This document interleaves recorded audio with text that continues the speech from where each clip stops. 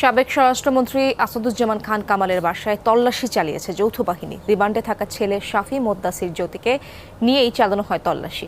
অভিযান চালিয়ে বাসভবন থেকে বিলুপ্তপ্রায় প্রাণীর শিং চামড়া উদ্ধার করা হয়। সন্দেহভাজন আরও 4 জনকে লাখখানেক টাকাসহ আটক করা হয়।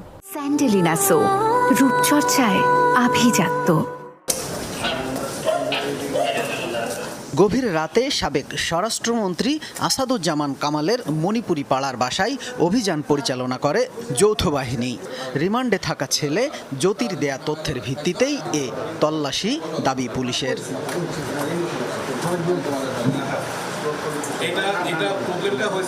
প্রায় 3 ঘন্টা ধরে অভিযান চালায় যৌথ বাহিনী। এ সময় জ্যোতির রুম থেকে 2টি হরিণের শিং, একটি জেব্রা ও হরিণের চামড়া উদ্ধার করা হয়। এ সময় বাসভবন থেকে সন্দেহ